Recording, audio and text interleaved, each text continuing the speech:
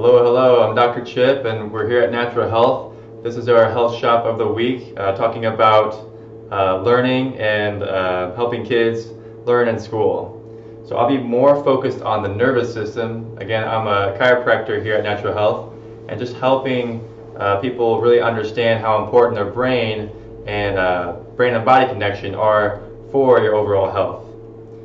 So I wanted to first talk about the average attention span of different things. So to first start off, the average attention span of a goldfish is 9 seconds. Now why I'm bringing this up is that, again, we get into a different life or society here that we are very driven to be one-track minded on different things, and we get really kind of off on our thinking. So even with different technology nowadays or anything like that, we tend to think in very short spurts. Now why I put the goldfish here is that we used to think that goldfish have a very short attention span. But if you could guess, the average human attention span is actually 1 second less than that now. So that is a newer study that kind of came out recently, but just showing is that we really have lost our focus capabilities, and so that now that's kind of getting into more of the younger generations too, and that different social media, different technology, different phones, all that there, we never really communicate with other people. We don't give our time to people. We're not very present with other people or things.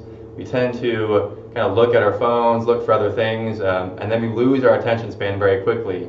And so it's not really you could say it's not our fault really, is that we just got into this habit of wanting to see things, wanting to do things that kind of bring us out of not the actual present time.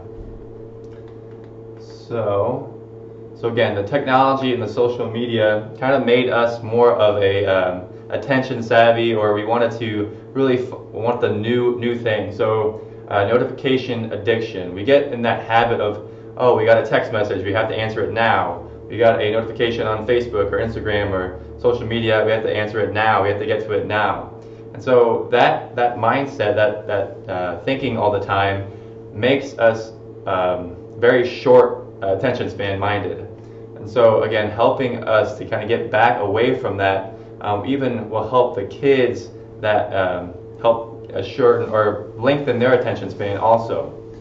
And so that endless scrolling, again, you find yourself sometimes when you're on Facebook or social media and you're just looking at things and you're scrolling through like it's the Wheel of Fortune. You're just really going through it a lot. So why that's bad is that you're just kind of ruining your attention span. You're kind of got that monkey mind, and so you can't really focus on anything. And why that's important to our health is that we are actually kind of practicing ourselves into a bad attention span, kind of a shortened attention span. The screen time has increased. This is not only for adults, but mainly children too. We tend to just get them on a screen, and we kind of make them watch or do things.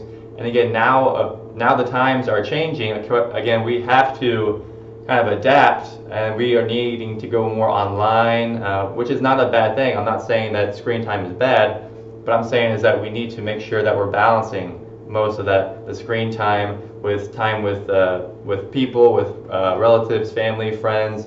We need to balance our time with being in buildings and in nature. We need to walk around. So that's going to help ourselves really be able to focus on that present time. And so we're not always wanting that new little thing, making our minds so scattered. And then what I put down is the dopamine rush. Now, Dr. Mark, yesterday, he talked about more of the foods and the glycemic index and the sugars. And that dopamine rush is the same thing with our brains that we would get from looking at a notification on a phone or anything like that. And so what that does is that it trains the brain to really have that short attention span, always wanting that dopamine rush. And so it's not really our fault that we got into this habit of looking for little small spurts, but it's an addiction. It's not that we're addicted to something outside, but it's a chemical that's made inside of our bodies that we're kind of getting addicted to. So that's the same thing that kids have too these days too, is that when we get to that technology, we get the video games, all that, that's a very big dopamine rush. And so when we go kind of away from those things, it seems that it's not, we're kind of getting bored, we kind of don't know what to do, and that makes us not able to create things or find things that we could actually have fun with that would otherwise not be fun.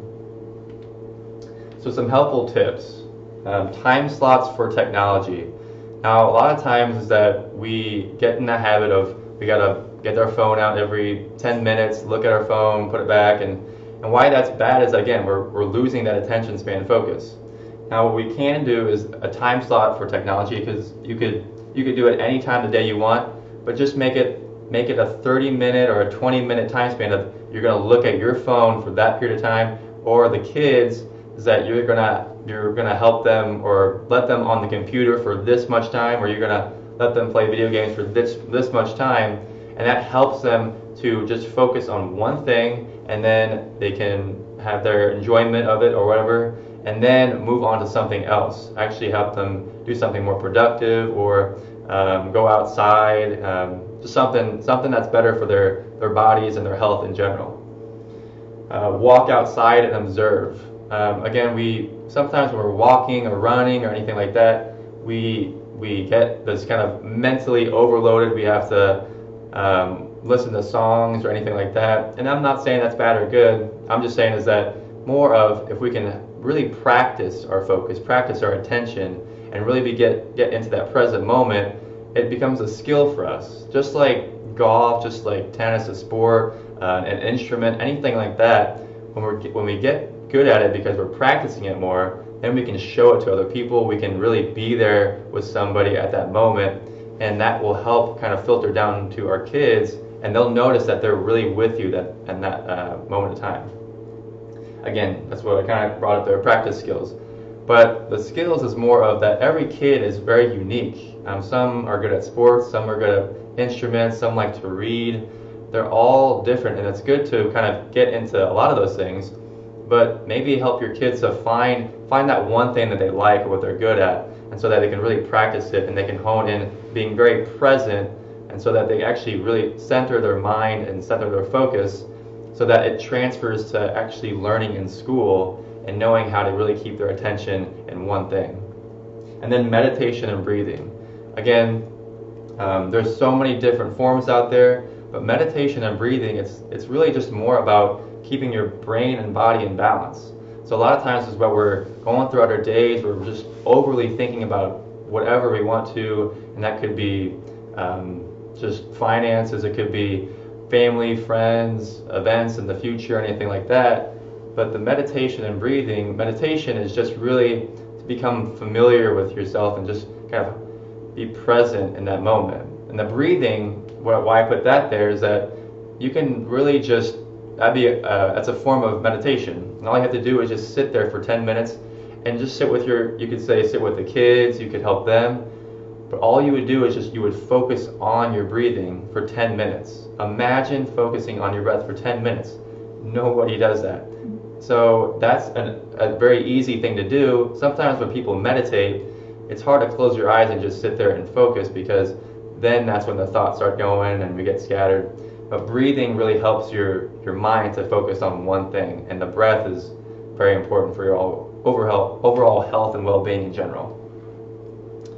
So, yeah, okay, so that is it for me for that talk.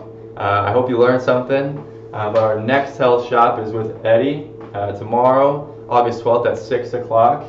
And then next week, of course, we're going to do learning disabilities, and kind of showing you how we help people with that, and how we helpful tips of how to help others with those disabilities. So again, always thank you very much for watching. Follow us on Instagram and Facebook at Natural Health Quincy IL, Natural Health Quincy on YouTube and Brighteon. Give us a thumbs up, love us. Number is 217-228-2040. We're always here at 2000 Jefferson Street in Quincy, Illinois. Again, very grateful for you watching, and I'm glad you stuck around and watched the whole thing. Thanks.